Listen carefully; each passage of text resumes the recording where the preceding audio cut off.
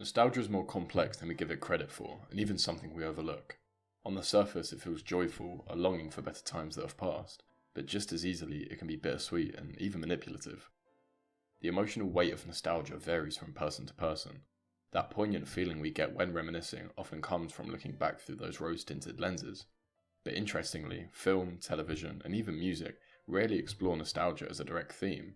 More often, they become objects of nostalgia themselves. But in 2011, the film Midnight in Paris did something slightly different. It didn't just evoke nostalgia, it made it the subject, and in doing so, it offered one of the most unique portrayals of emotion I've seen in any form of media. As I just mentioned, Midnight in Paris is the main inspiration for this video.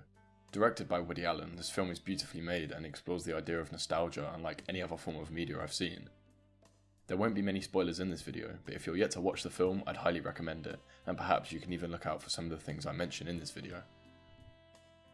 The obvious depiction of nostalgia presented to the viewer is of course through our main character Gil. His love for 1920s Paris is made clear almost instantly, but it evolves beyond a fascination and into an obsession. This obsession becomes an escape from the shallow, materialistic world he finds himself in.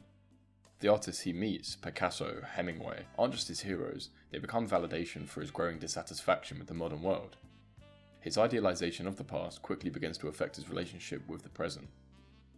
I believe this relationship is the main antagonist of the film, but ironically it's his self-absorbed, egocentric fiancée that informs him living in the present is unsatisfying. That phrase alone captivated me upon watching the film, because of course the obvious themes of nostalgia are there, yet what many might have missed is that burden that accompanies nostalgia upon Gil's trip to the past. To get to my point, I'd like to explore the complex nature of nostalgia a little bit more in this video. Generally, humans relish the thought of the past. We watch films that we loved when we were younger, we listen to certain songs that evoke a specific memory, and sometimes even go back to the places we grew up. We do this to elicit the emotion that is nostalgia. People don't look very deeply into nostalgia, mostly because it fluctuates. It's rarely ever an emotion that sticks with us for long periods of time, but despite this, it's never truly gone. On a day-to-day basis, it's unlikely you feel a strong wave of nostalgia unless it's actively searched for, yet it's something that never truly leaves us. It can be comforting and pleasant, but it can also be overbearing and intoxicating. This is because nostalgia is way more complex than the average person gives it credit for. In fact, people rarely view nostalgia as an emotion in general. It's as if people view nostalgia like it's a tangible object, something they can just reach out for and grab whenever they please. Nostalgia is constantly evolving and can linger with us, especially after a particularly potent experience, although I think this is where the potential danger of nostalgia lies. And frankly, Gil's relationship with nostalgia in this film is a great example of it becoming overbearing and intoxicating. Midnight in Paris romanticizes nostalgia, and there's no denying it. The film makes it easy for us to root for Gil and his longing for the past. His time-travelling escapades are charming, whimsical, and filled with inspiration, but ironically it's also where the danger of nostalgia begins to form. Ultimately, the film is suggesting to the viewer that seeking fulfillment through nostalgia is admirable. But as I mentioned earlier, nostalgia is an emotion, and a prominent one at that, but for some strange reason it's never treated as such.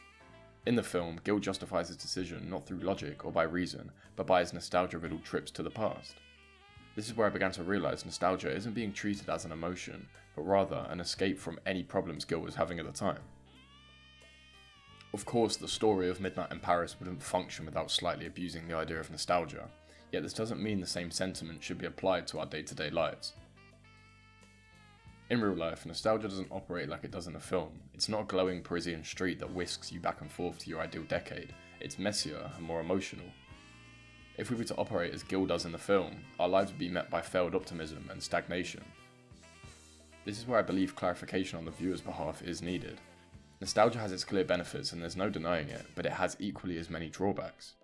It can idolise the past to a point of distortion, it can create an unrealistic expectation about the present, but worst of all, it can make us stagnant.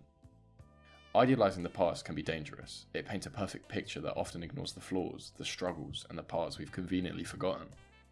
When we get stuck in that mindset, we risk making decisions based not on reality, but on a fantasy exactly like Gil. His romantic notions of the past blinds him to the flaws of the people around him, and even the people in his dreams. His love interest from the past, Adriana, makes him aware of his blissful ignorance. She reveals to him that she too longs for a time before her, a time commonly known as La Belle Époque, or the Beautiful Era, but many of you French history nerds may have already known that. The realization that nostalgia is an ever-going cycle is what finally grounds Gil and brings him back to reality. Frankly, this should be a big red flag to the viewer that in fact nostalgia does have a negative side to it, similarly to every other emotion. Nostalgia should be something that's felt and not lived through. Ultimately, Midnight in Paris illustrates the rabbit hole that is nostalgia. It begins to tell us that longing for the past can be a solution to our present dissatisfaction, to then cleverly flip this idea back onto our main character to allow Gil to realise for himself that in fact nostalgia is tricky and deceptive. It can offer us comfort and meaning at our low points, but it can also distort our perception and trap us in idealised memories, keeping us from fully engaging with the present. It's a clever concept that nostalgia can fill the void that our insecurities present to us, yet in doing so, it blinds us to the grueling unknown that is reality. The past should be learnt from and appreciated, as it rightfully has a place in all of our lives, but the future is where we have the power to grow, evolve, and make new stories.